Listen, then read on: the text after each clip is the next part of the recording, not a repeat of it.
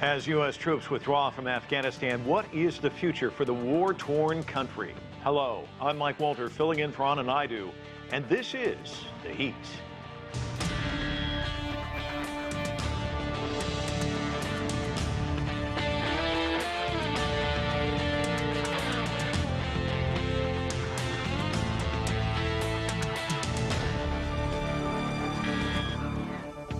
After 20 years of war in Afghanistan, U.S. President Joe Biden says it's finally time to bring American troops home. The remainder of about 2,500 U.S. military personnel still in Afghanistan are expected to depart by September 11th. But as violent attacks continue, there are fears about the future of the Afghan government and a possible return to power by the Taliban. To discuss all of this, joining me now here in Washington, D.C. is Omar. He is a non-resident senior fellow at the Atlantic Council's South Asia Center, and he's a former Afghan ambassador to France and Canada. With us, too, is Michael O'Hanlon. He is a senior fellow and director of research in foreign policy at the Brookings Institution. Joining us from Maryland is Nadia Hashimi. She is an Afghan American pediatrician, author, and women's rights activist. And from Virginia, we are joined by Shuja Nawaz. He is a distinguished fellow with the South Asia Center at the Atlantic Council. I want to thank all of you for joining us. Omar, why don't we start with just a scene setter before we take a deep dive into the withdrawal. Talk to us about the human cost of all of this in Afghanistan for civilians there. There's various reports out, tens of thousands of Afghans have either been killed or wounded. In fact, a UN report says in just the last 10 years, about 100,000 have been wounded or killed. Talk to us about the human toll. Well, Mike, the human toll is staggering, in my opinion. Unfortunately, we have statistics that show that somewhere between 65 to 70,000 Afghan security forces, unfortunately, have died over the last 20 years. The same number or more have been injured. Same number or more of civilians have died. And we do not even know how many have died on the Taliban side, both civilian and Afghan Talib. So from that point of view, it is a very bleak, bad picture. But obviously, there are some gains as well in Afghanistan. But when you talk about humanitarian toll, we are talking also about the economic side of this, as well as the social, civil society, and all of that. So it's a mixture of plus and minuses. But overall, Afghans have suffered. They've made some gains, but they are very tired. They're exhausted.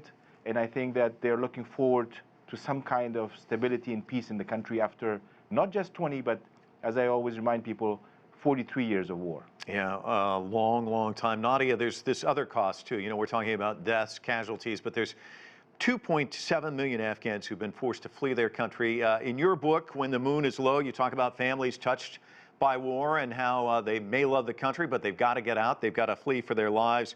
One of your characters describes the country this way: Afghanistan is a land of widows and widowers, orphans and the missing a right leg, a left hand, a child, a mother.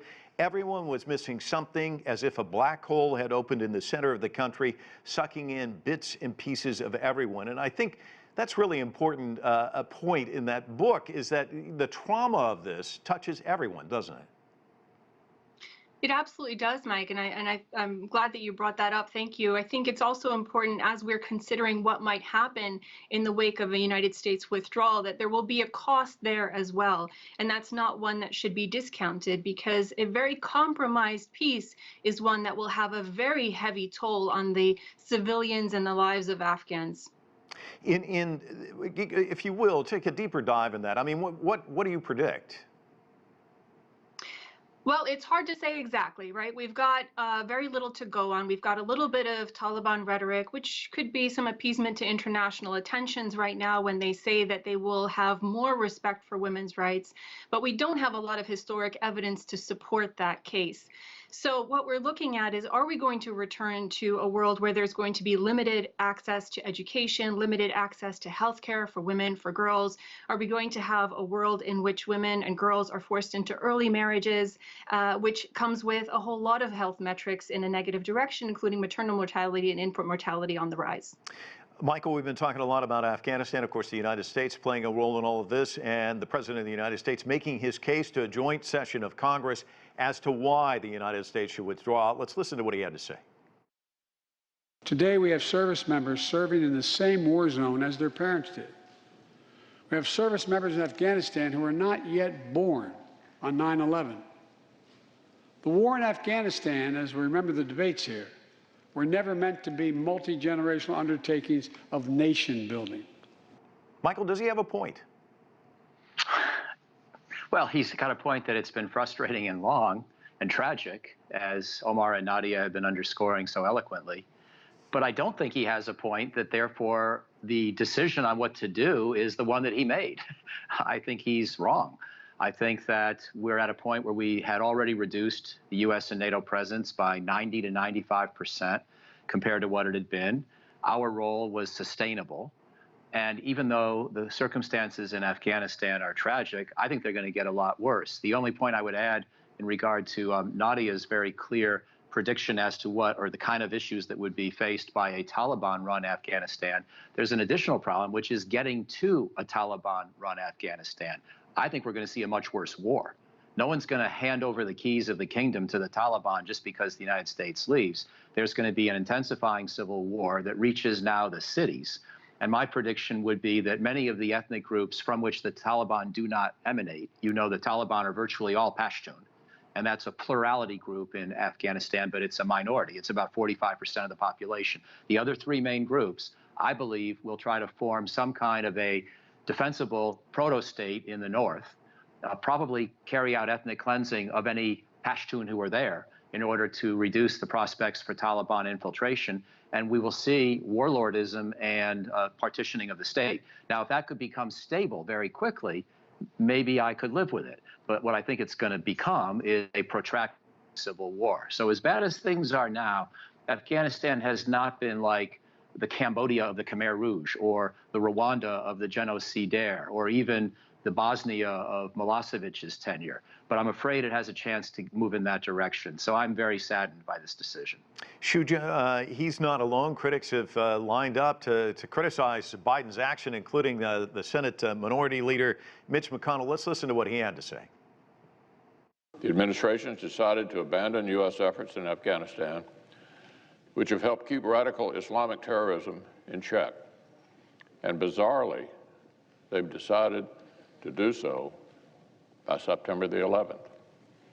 Apparently, we're to help our adversaries ring in the anniversary of the 9/11 attacks by gift-wrapping the country and handing it right back to them. Shuja, it's not just McConnell. In fact, former Secretary of State Hillary Clinton, who served in the Obama administration with Biden, has also been very critical of this. She says it could hasten the potential collapse of the Afghan government and a possible takeover by the Taliban. It could result in a civil war, much the same as what Michael just said. What do you make of this course of criticism? I would like to see much more of the counterfactual other than simply predicting that all hell will break loose. What happens if the United States stays on? And for how long? What is the end goal? And here, I think I agree with the dire predictions that Michael O'Hanlon just shared with us to some extent, but we don't know. I think enough predictions have been made about what would happen in Afghanistan over the last 20 years by successive commanders in Afghanistan, and none of them came to pass. So the question is the United States doomed to stay on, even after it has made sure that there are no large-scale terrorist groups operating out of Afghanistan that would attack the homeland, the mainland of the United States? I would like to have much more evidence of that counterfactual before I make a decision on whether this was an awful decision or whether this was a decision that was delayed way too long. In my view, it should have happened after bin Laden was killed. And Michael, I want to give you a chance to respond to that, because there are some who say, you know, how long does the United States need to stay there? Well, my answer would be to give the peace process a serious chance. As you know, the peace process only really began in a very fledgling way 2 years ago, and at that time, it was really just the United States talking to the Taliban. And in February of 2020, just before the COVID shutdown hit the world, we saw the February 29th deal by which the Taliban agreed to negotiate and to seek a power-sharing compromise with the Afghan government. They also agreed to break off ties with al-Qaeda, which they have not done. And unfortunately, negotiations have not really gone in any kind of a serious direction, precisely because the Taliban, I think, could understand that the United States was on the verge, perhaps, of pulling out. And so why bother negotiating when you might just more or less get what you want? But I think the Taliban are making a miscalculation themselves about how easy it will be for them to take over the country once NATO is gone. And, you know, in some ways it might be better if they could, but I don't think they will. We're going to keep providing weaponry to the Afghan government, which I think will then break off. And as I said, pieces of it will move up north. And I think you're going to see an intensifying civil war. I agree with the ambassador. I'm not sure. This is just my best assessment, and I very much hope I'm wrong. But the answer to the question of how long we should stay is to give the peace process a serious chance without just giving the Taliban the clear message that if you just wait a little longer, we'll be gone. That's the way from which, that's the premise from which they've been negotiating, or frankly, not negotiating. And we should force them to actually get serious and see what comes of that. If there's no success, then maybe you negotiate the kind of partition of the country that I was talking about, so it doesn't have to be achieved through ethnic cleansing and intensified warfare, as I now predict it will. Omar, what about the future of the Afghan government? President Ashraf Ghani says the withdrawal is a moment of both opportunity and risk, but not too long ago, he was describing a very bleak landscape. Let's listen. The recent wave of violence against our people, civil and civic institutions, from human rights and civil society organizations to the media, judicial, civil service, and security organizations, to farmers and traders, are indications of a systematic onslaught against our society. Targeted killings are the sharp edge directed against men and women, representing the profound transformation of our society during the last 20 years. A lot of blood spilling, as he just described. Michael saying there could be even more. What happens to Ghani, the government? How do you see things unfolding? Well, as far as Mr. Ghani is concerned, I think that his inconsistencies over the last 7 years have unfortunately put him in a very difficult, dire situation. And not only he is in a difficult spot, but also the Afghan nation is in a difficult spot, and he bears some responsibility for that. So do those who have advocated peace, but really without putting the efforts into it that leads into peace building and peacemaking. At the same time, war is not the solution in Afghanistan. 20 years of fighting has not resulted in any change except for bloodshed, displacement. Earlier, I forgot to tell you that there are more than 1 million Afghans who have been displaced in the past few years. Most of them have left.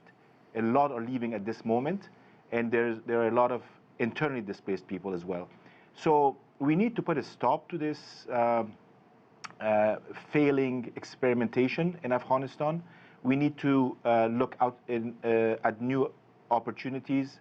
I firmly believe that peace has a chance in Afghanistan. I firmly believe that Afghans overall, except for some radical groups who here and there may want either to hold on to power or grab power, whether they're on the Taliban side or the government side. I think most Afghans want peace, and they will do everything possible. And we are at that juncture right now. Instead of looking at the very bleak future, I think we need to look at the opportunity that exists before us. We need to put all our efforts into trying to get everybody around the table. And I think that there is goodwill in that. There's those who do want it and those who are trying to spoil it. And we need to realize that this opportunity is not going to stay for long. Yes, if we do not put these efforts, all our efforts into it, then obviously the future might look very uncertain. Nadia, talk a little bit more about the future. I mean, you touched on it earlier. Women have made so many gains in Afghanistan over the last 20 years, and a lot of people are concerned about that slipping. Do you see that as a major concern? I see that as a paramount concern, not only for women, but for the fate of the country as a whole. We all know that the involvement of women is necessary for an enduring peace, and that's why laws like the Women's Peace and Security Act have been passed. And to add to the discussion about what the withdrawal really means, I'd like to just push back on the idea that asking for a responsible withdrawal and one that has some safety nets and ongoing scrutiny and monitoring on the ongoing peace talks, that does not equate to a forever war. Questioning the pullout date and the number of troops does not mean that there is a call for a forever war in Afghanistan. It really is one that's asking for accountability, for protections for all that has been gained, and the women have achieved so much. You've got women in all sectors of the public sphere, in education, in government, in the arts, students, and the Afghan people have demonstrated their will to educate their daughters. That has to be respected, not just to honor the wishes of the Afghan people and the lives of those who have put themselves at risk to gain those achievements, but also because we want to see a stable and secure country going forward. Nadia, just as a follow-up, U.S. Secretary of State Anthony Blinken was talking about this and said that there is, of course, the possibility that the Taliban reemerges, but he says he thinks that they don't want to be a pariah. They'll have to embrace at least or tolerate the rights of women, girls, and minorities if they want to be a legitimate actor in the world community. Do you think he's being naive about that? I have a lot of trust issues with the Taliban. I know a lot of women in Afghanistan have trust issues with the Taliban, and the reasons for that are multifold. They have a demonstrated history, and when they come to the table, we question how genuine they've been in discussions with women. They have not brought any women to the discussion table, and we don't see any women represented on behalf of the Taliban. And whenever they are asked about specificities regarding women's rights, all they have to fall back on is whatever is allowed within Islamic law. And their version of Islamic law we saw in the years that they held control. So I would anticipate that you might see a wave of Afghans fleeing from a potential Taliban withdrawal. So we've talked about refugees before. We may see another wave of refugees in this anticipation of a return of the Taliban regime. Shuja, you've said in recent interviews that regional actors could play a major role in all of this. How do you see that working out? I think there's an opportunity, again, to go back to something that happened last year. There was a 3-day ceasefire for Eid al-Adha that led to the beginning of the serious negotiations in Doha.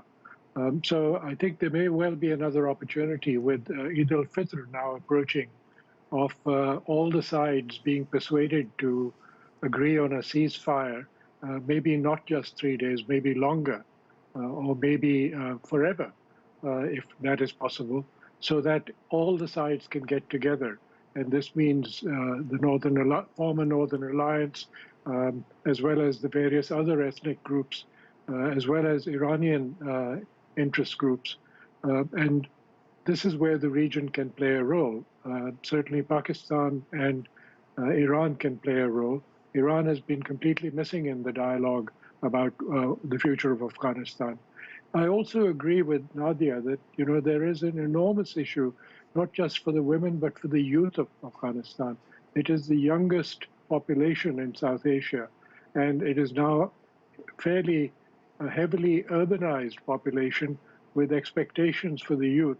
And if there is chaos and violence emerging in the wake of the US withdrawal, there will be many more refugees crossing the borders again into Iran, again into Pakistan. So it's in the interest of the neighborhood to try and stabilize the situation there and use whatever influence they have on the Taliban to make sure that whatever promises they make at the table are promises that will be kept. Otherwise, they will become isolated in the region as well as internationally. Michael, I want to get your thoughts on neighbors as well, the role that they can play in stabilizing this. What's your sense there? Right. Well, it's interesting. Pakistan now, having favored the Taliban for so long, is maybe going to be sort of, left holding the bag. Pakistan outcome that most likely, at least again as I see it, acknowledging the ambassador's point that none of us can foresee the future and that many of us have been wrong before. But it's a little bit hard to see Secretary Blinken's magical transition to Taliban rule, which he seems to be presupposing, at a time when the United States is saying we will continue economic and security aid to the Afghan government as it exists. So we are essentially agreeing, as I think we should, because the alternative would be even worse, to essentially keep fueling the civil war. So Pakistan is now likely to see much greater refugee flows, and its own policies will have contributed to this outcome, because it's the ongoing intensification of the Afghan civil war, partly fueled by the Quetta Shura and the Peshawar Shura that were hosted by Pakistan and allowed to direct much of the war from the sanctity and security of Pakistani soil. That was about the only group, by the way, in Afghanistan that wasn't at much risk or danger in the last 20 years. And now, because of Pakistan's support for those groups, Pakistan is likely to have huge refugee flows onto its territory. Omar, let me ask you about these predictions. A lot of analysts saying there's going to be a vacuum. There may be a resurgence of Al-Qaeda. Talk to us about the range of possibilities and what your concerns are. Well, I remain on the cautiously optimistic side. I really think, maybe as a former diplomat, that through diplomacy and political effort, we can come to some kind of an arrangement. And what do I mean by arrangement?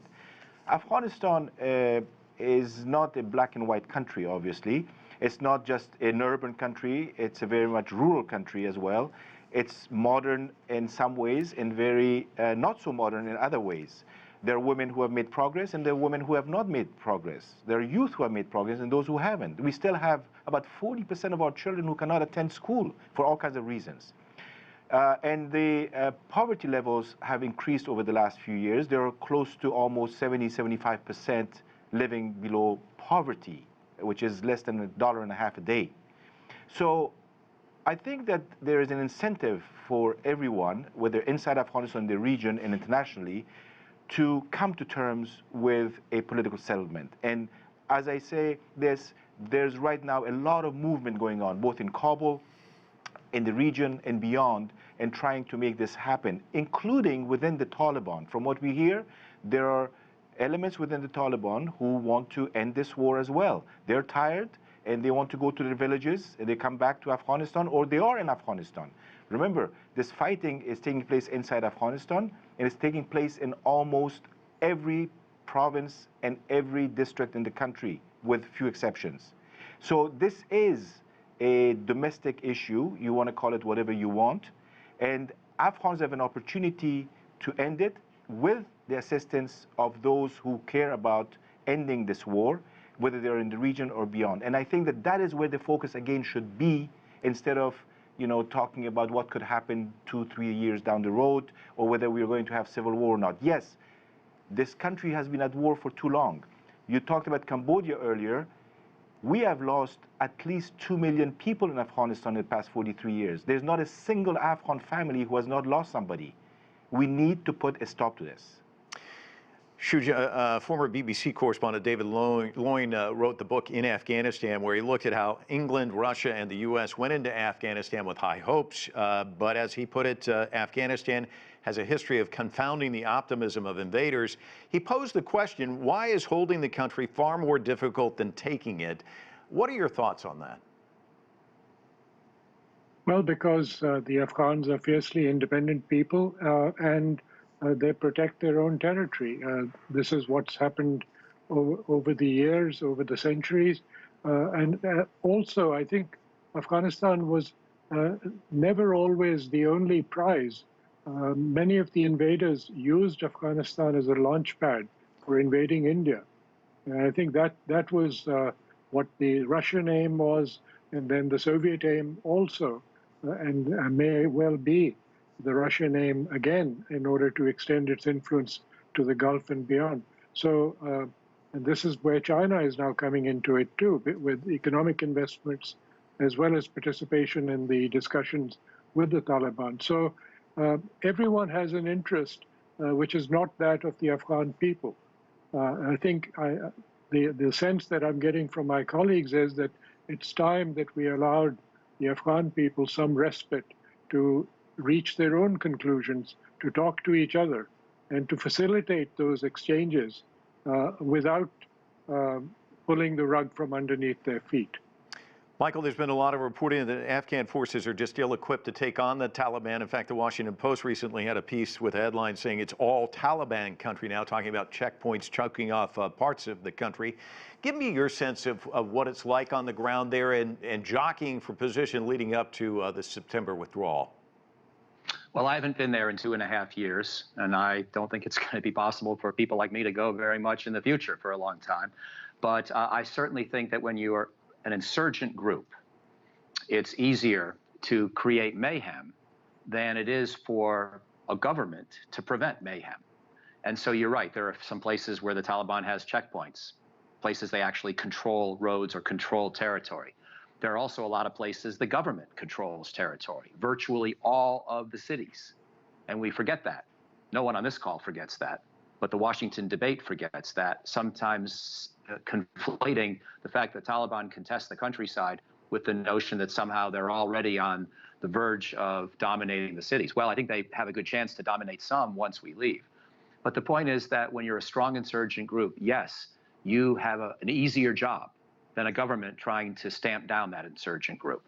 And by the way, building on the previous conversation, I agree. I hope, my earlier point about Pakistan was to say, I hope they now realize what they've gotten and they can do a big shift in their policy and put a lot of pressure on the Taliban to negotiate, because there isn't much other source of pressure left. And that's going to be about the only hope. The ambassador makes eloquent points about how it would be nice to see Afghans get together. In my trips to Afghanistan, I've seen a lot of Afghans trying to do that for the last 20 years. The Taliban has not wanted to be part of that. The Taliban has wanted to fight democracy, fight the empowerment of women, fight the empowerment of minorities. The Taliban has deliberately stayed out of that dialogue. And someone's going to have to push them into it with some real leverage, not just nice words. Otherwise, I regret to come back to my dire prognostications. Nadia, speaking of pushing, the war has pushed a lot of people to leave the country, lots of refugees. A recent report says thousands of Afghans are fleeing the country, especially in Helmand province. We're going to see more refugees. You chronicle that journey. Talk to us about the odyssey they're facing, because it seems like the world's not as open to embracing refugees now. No, there's general fatigue in the world. There's fatigue within the European Union. There's fatigue on the U.S. side, and I think that that's going to be pushed back. So the refugees who are coming out now they're not the first ones to be coming out. There's been a lot of aid already. Yeah. There's been a lot of support, and to imagine that the world is going to be continuously receptive to people who are fleeing a conflicted homeland it's really a shame to look at what could be done to prevent these refugees as opposed to extending our arms to take in more of them. We're going to have to leave it there. We've run out of time, but I want to thank all of you for joining us. Thanks so much for joining us on another edition of The Heat.